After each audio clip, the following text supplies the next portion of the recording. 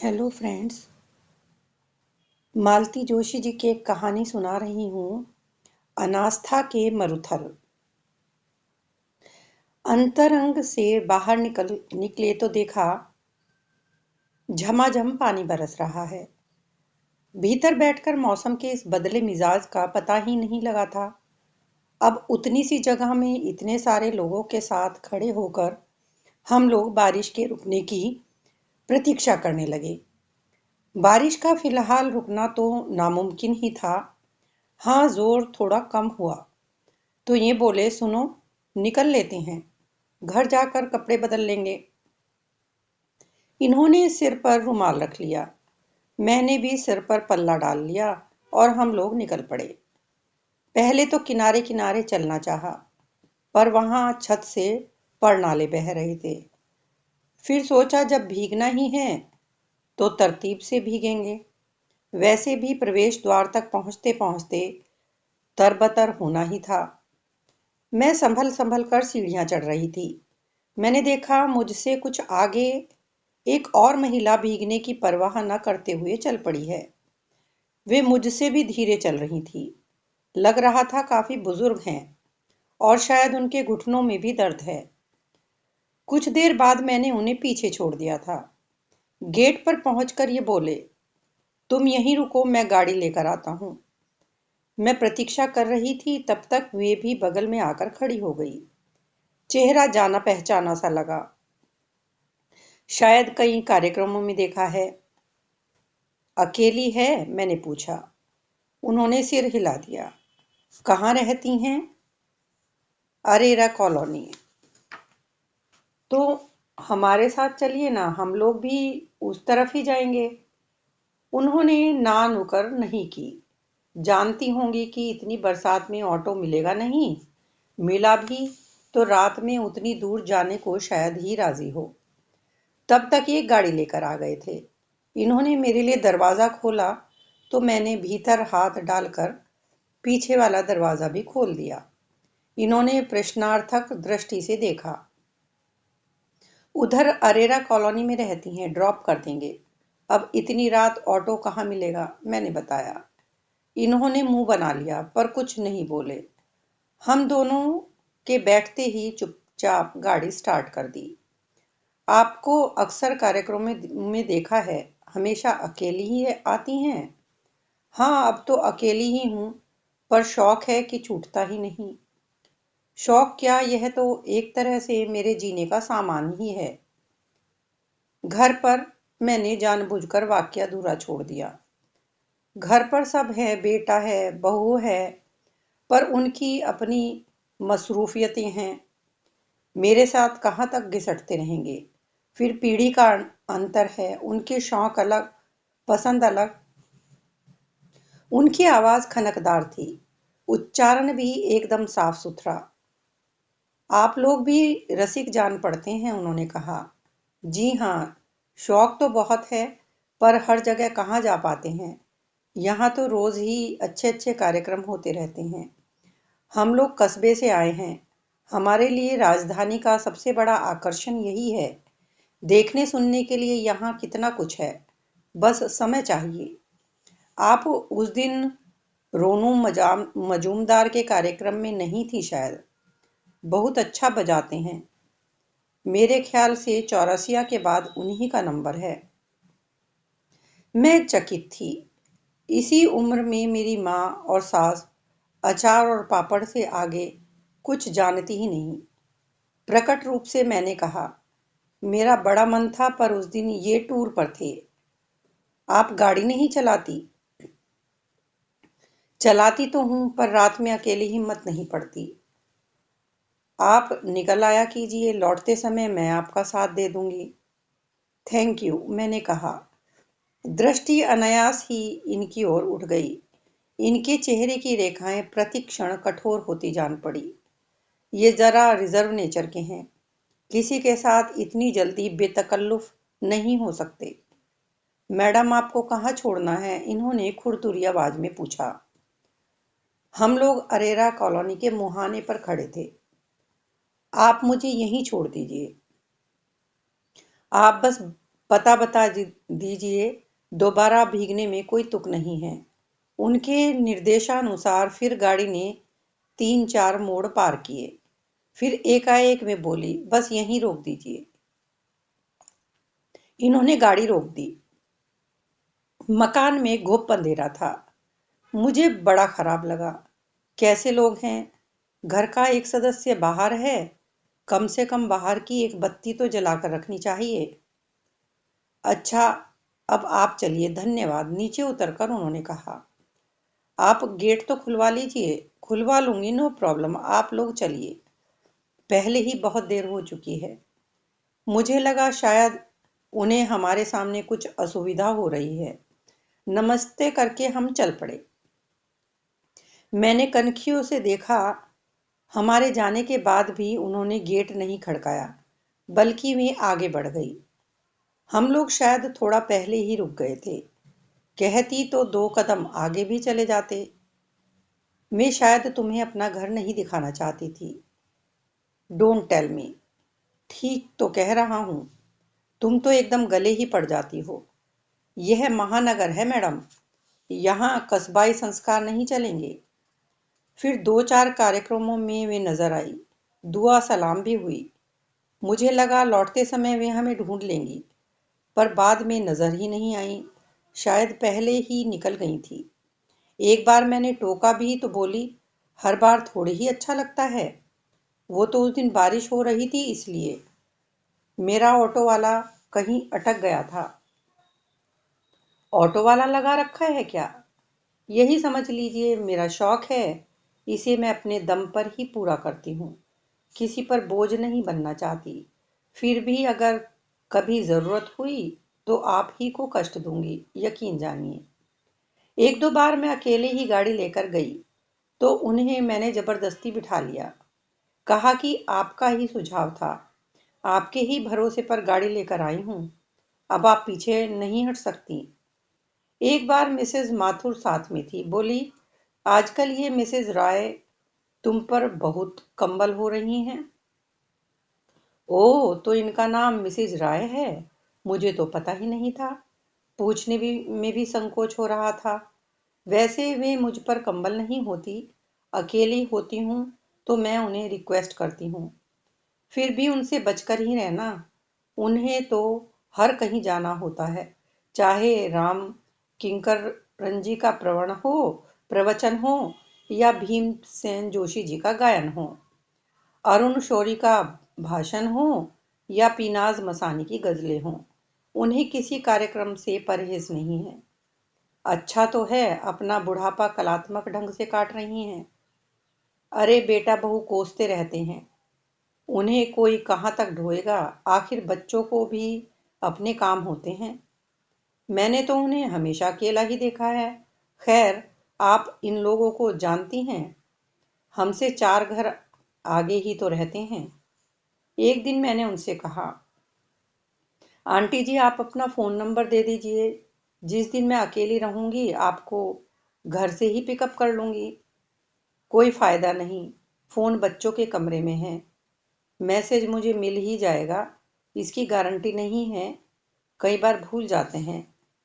उनके घर का जो एक चित्र मेरे मन में उभर रहा था, वह इस बात से पूर्ण हो गया।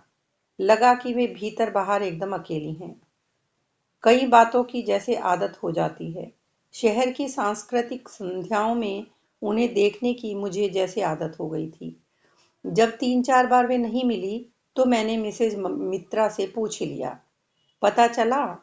पता क्या चला, मिसेज मित्रा ने हिकारत से बताया।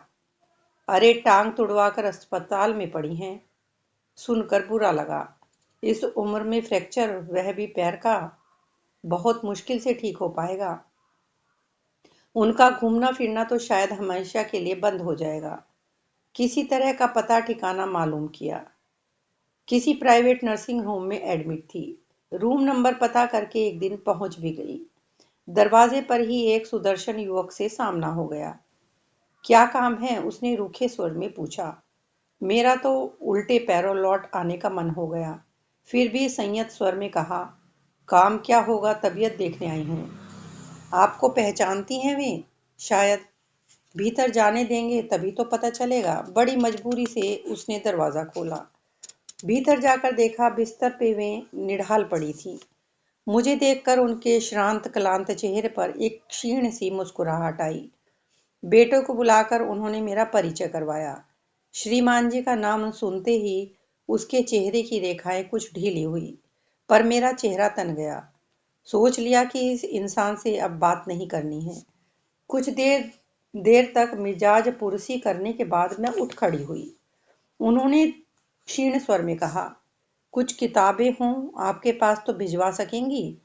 पढ़े पढ़े बोर हो रही हूँ। मैंने दूसरे ही दिन नौकर के हाथ पुस्तकें भिजवा दी, पर मन नहीं माना, तो 4 दिन बाद खुद पहुंच गई। साथ में 4-6 कैसेट्स थी और हेडफोन सहित मेरा छोटा सा कैसेट प्लेयर भी। वो बहुत खुश हुई। मेरे दोनों हाथ अपने हाथ में लेकर बोली, पिछले जन्म में आप जरूर मेरी बेटी रही होंगी, इसी जन्म में मान लीजिए ना। फिर तो जैसे नियम ही हो गया। हर 2-3 दिन बाद मैं अस्पताल पहुंच जाती। कभी फल, कभी पत्रिकाएं, कभी कोई हल्का सा नाश्ता, कभी एक आध उपन्यास। वहां खाली हाथ जाना अच्छा ही नहीं लगता था। इस बीच एक आध 2 कार्यक्रमों में जाना हुआ, तो बराबर उनकी याद आती रही। कार्यक्रम का रस नहीं ले सकी। मन के तार कब किससे जुड़ जाएंगे कोई नहीं जानता। एक बार मैं उठने लगी तो उन्होंने हाथ जोड़कर कहा, परसों नरसों शायद मैं घर चली जाऊंगी, उससे पहले एक बार दर्शन दीजिएगा। दर्शन की चिंता क्यों करती हैं? मैंने उनके हाथ पकड़कर हंसते हुए कहा, मैं घर आकर दर्शन दे जाया करूंगी। नहीं, वहां नहीं। मेरे कान पर हथौड़े की तरह से पड़ा। इतनी उत्तेजना की, कठोरता की तो कोई जरूरत नहीं थी। मैंने धीरे से उनका हाथ छोड़ दिया। उन्होंने दोबारा मेरे हाथ थाम लिए। उनका चेहरा भी अब सामान्य हो गया था। सौम्य शब्दों में बोली, मैं नहीं चाहती कि मेरे अपनों का, मेरे घर का पर अपमान हो। मैं क्या बोलती, चुपचाप बैठी रही। थोड़ी देर बाद उन्होंने पूछा, तुम्हारे बच्चे नहीं हैं? मैं चौंकी। वे कितनी सहजता से आपसे तुम पर उतर आई थी। आपको कैसे पता चला? हम लोग इतनी बातें करते हैं, पर कभी बच्चों का जिक्र नहीं चला ना, इसलिए। बच्चे नहीं हैं, पर मुझे कोई मलाल नहीं। मैंने अपने जीवन को इतनी सारी चीजों से भर लिया है कि सोचने का समय ही नहीं मिलता। वह सोच करने लायक बात है भी नहीं। बच्चों का न होना उतना दुखदाई नहीं है, पर बच्चों के होते हुए अकेले पड़ जाना ज्यादा कष्टप्रद है। मैंने उनकी ओर देखा। चेहरा दर्द से जैसे पुता हुआ था। फिर भी मैं अपनी उत्सुकता नहीं रोक पाई। आप बुरा न माने तो एक बात पूछूं? मैं इतनी बार यहाँ आई हूँ, पर आपकी बहू को कभी नहीं देखा। बेटे को भी बस उसी दिन देखा था।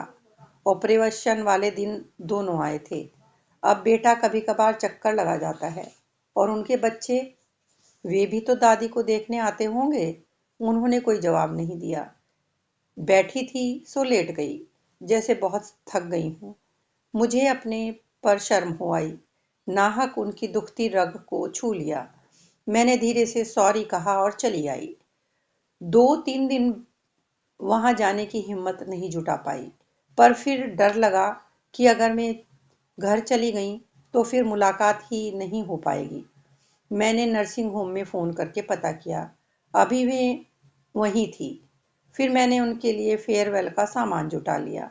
आशापूर्ण देवी आशापूर्णा देवी और शिवानी जी के पूरे सेट्स खरीदे। बशीर बद्र, जावेद अख्तर, साहिर और दुष्यंत कुमार के गजल संग्रह खरीदे। पंडित जसराज, भीमसेन जोशी, कुमार गंधर्व, मालिनी राजूरकर, परवीन सुल्ताना के कैसेट्स खरीदे। नितिन मुकेश के गाए हुए सुंदरकांड का पूरा सेट लिया। 2 खूबसूरत गिफ्ट पैक बनाए। 2-3 पैकेट मसाला सुपारी के, नींबू वटी के पाउच भी रख लिए। काफी सामान हो गया था, फिर भी जैसे मेरी तृप्ति नहीं हो रही थी। उस दिन उन्हें उदास छोड़कर आई थी। सोचा था आज जाते ही उन्हें खुश कर दूंगी, पर वहां जाकर मेरा ही मूड खराब हो गया। उनके सुपुत्र वहां विराजमान थे। वे भी मुझे देखकर बहुत खुश नहीं हुए। चेहरे पर वही मनहूसियत बरस रही थी। बड़ी बेजारी से बैठे थे। मुझे देखते ही उठ खड़े हुए। थके से स्वर में बोले, ममा, आप सारा सामान समेट कर रख लीजिए। मैं कल सुबह 9 बजे आ रहा हूँ। ऑफिस जाने से पहले आपको घर पहुंचा जाऊंगा। उन्होंने स्वीकृति से सिर हिला दिया, पर मुझसे नहीं रहा गया। मैंने कहा, भाई साहब, यह सब समेटना क्या आंटी के बस का है? यह अकेले सोहन के बस का भी नहीं है। महीने भर में तो अस्पताल में पूरी गृहस्थी इकट्ठी हो जाती है। न हो तो आप घंटे भर के लिए मिसेज को भेज दीजिए। उनके बेटे ने मुझे खा जाने वाली नजरों से देखा। फिर माँ से बोला, ममा, आप तो जानती हैं जया का घर से निकलना कितना मुश्किल है। आपका कमरा ठीक करना है, आपके लिए स्पेशल पलंग मंगवाया था, उसे फिट करना है, आपका बाथरूम चेक करना है।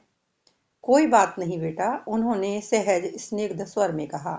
सोहन सब कर लेगा। उसे मालूम भी है कौन चीज कहाँ रखी है। तुम अब निकलो, बच्चे राह देख रहे होंगे। बेटा जैसे इस आदेश की प्रतीक्षा में था, फौरन उठकर चल दिया। कमरे में जब हम दोनों रह गईं, तब मैंने कहा, आंटी, घर जाकर तो घर जा तो रही हैं, पर वहां आपकी तीमारदारी कौन करेगा? बहू तो यह सब करने से रही, और सोहन से आप करवा नहीं सकती। सोहन से कैसे करवाऊंगी? बूढ़ी हूं तो क्या, औरत तो हूं। इसीलिए मैं यहाँ 8-10 दिन ज्यादा रह ली। मुझे तो पिछले हफ्ते ही छुट्टी मिल रही थी, पर मैंने मना कर दिया। कहा कि ऐसी असहाय अवस्था में घर नहीं जाऊंगी। कम से कम मुझे अपने पैरों पर खड़ा तो हो लेने दें। यहाँ यह आपने ठीक किया। शक्ति तो धीरे धीरे आएगी, पर आत्मविश्वास तो आना चाहिए। पर इसी बात पर बेटा जी बहुत नाराज हो गए। क्यों? अरे, नर्सिंग होम में रहना कोई मजाक है? 500 रुपया रोज तो कमरे का ही है। इसके अलावा दवाइयाँ, नर्सिंग अलग, ऑपरेशन का खर्च तो अलग ही होता है। वह तो उसी समय वसूल लिया जाता है। बेटे ने साफ कह दिया कि ऑपरेशन की फीस मैंने चुका दी थी, अब बाकी का तुम भुगतोगी। मैं हैरान रह गई। कोई संतान इतनी संवेदना शून्य तो हो सकती है? पता नहीं क्यों मैंने एकदम पूछ लिया, आंटी, क्या आप इनकी सौतेली माँ हैं? नहीं, पर पिता जरूर सौतेले थे। पर बेटे को उनसे कोई शिकायत नहीं है। प्रेम से उनका नाम लगाता है। उनकी कोठी में ठाठ से रहता है। उनके रुपयों पर ऐश करता है। बस माँ को चरित्रहीन समझता है। क्या बात करती हैं? सच कह रही हूँ। उसका कहना है कि इस देश में लाखों औरतें पति के नाम पर जिंदगी गुजार देती हैं, नौकरी करके बच्चे भी पाल लेती हैं। आप ऐसे त्याग और तपस्या की जिंदगी क्यों नहीं बिता सकी? दूसरी शादी करके आपने सिर्फ अपना भला किया, पर मेरा घर परिवार, आत्मीय स्वजन, कुल गोत्र जाति सब कुछ छीन लिया। अब उसे क्या बताऊं कि सबकी परिस्थितियां समान नहीं होती। मेरे घर में 4 देवर थे, चारों ही गबरू जवान। एक तो उम्र में मुझसे भी बड़ा था। सास अपाहिज, खटिया से लगी हुई थी। पति की मृत्यु के बाद मैं 4 महीने वहां रही, पर एक रात भी चैन से सो नहीं सकी। डर के मारे पूरी पूरी रात बैठी रहती। जरा सी आहट पर चौंक उठती। हार कर पिता के घर लौट आई। पिता की छोटी सी नौकरी थी। हम 6-7 भाई बहन थे। मेरी शादी करके माँ बाप अभी थोड़े सुस्ता रहे थे कि साल भर का बच्चा लेकर मैं वापस आ गई। ऐसे में मेरा स्वागत क्या होता? मुझे भी लगा कि मैं भाई बहनों के मुंह का कौर छीन रही हूँ। पति की नौकरी का थोड़ा पैसा था, कुछ बीमे की रसम रकम थी। दोनों पक्षों की आंख उसी पर थी, पर दौड़ धूप करने के लिए कोई आगे नहीं आया। जिसने मदद का हाथ बढ़ाया वही शक के घेरे में आ गया। अविवाहित होना ही उनका सबसे बड़ा जुर्म था। फिर हमने तंग आकर उस शक को सच में बदल दिया। मुझे एक सशक्त सहारे की जरूरत थी। उन्हें एक सुलझा हुआ साथ चाहिए था। तीनों घर में बहुत विरोध हुआ, तो हम अपना बोरिया बिस्तर समेटकर यहाँ चले आए। भाग्य से कारोबार चल निकला। जीवन की धारा ही बदल गई। राय साहब ने मुझे वचन दिया था कि तुम्हारा बेटा ही संपत्ति का एकमात्र अधिकारी होगा। इसलिए हम लोगों ने दूसरा बच्चा भी नहीं होने दिया। अब लगता है कि मैंने गलत किया। कम से कम वह तो मुझे आदर मान देता। इतनी लंबी गाथा कहते कहते वे हाँफ सी गई थी। निढाल होकर थोड़ी देर लेटी रही। लगा जैसे बहुत दिनों बाद उन्हें अपनी बात कहने का मौका मिला था। इसीलिए वे धारा प्रवाह बोलती चली गई। मुझे तो लगा कि अपने बेटे को भी उन्होंने यह सब नहीं बताया होगा। आंटी, मैंने कहा, एक बार शांति से आप यह सब अपने बेटे को भी बताइएगा। शायद उनकी गलतफहमी दूर हो। कहना सुनना तो तब होता है जब कोई आपके पास घड़ी भर आकर बैठे। अब तो वह बात ही नहीं रही। राय साहब थे तब तक घर में उनका दबदबा था, मेरा भी सम्मान था।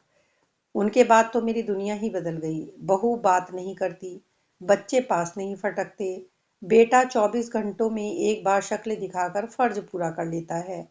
ये बेचारा सोहन न हो तो मैं बोलने को तरस जाती हूँ। इसीलिए तो घर में से भागी भागी फिरती हूँ।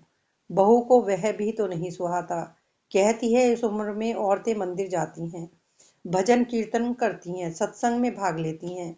तुम्हारी माँ को नाच गानों से फुर्सत नहीं है। यह सुनकर बेटे का दिमाग और खराब हो जाता है। आपकी बहुरानी तो बहुत ही खतरनाक है, पक्की कूटनीतिज्ञ है। राजनीति में होती तो बहुत दूर तक जाती। नीरज को उसी ने पट्टी पढ़ाई है, नहीं तो शादी से पहले वह कभी इस तरह से सोचता नहीं था। पति के कान भर भर कर उसे अपनी मुट्ठी में कर लिया है और अब सारी जायदाद पर कुंडली मारकर बैठ गई है। घर अगर मेरे नाम नहीं होता तो वह मुझे भी बाहर कर देती। वो तो राय साहब समय की नब्ज पहचानते थे, इसीलिए उन्होंने सारी व्यवस्था कर रखी है।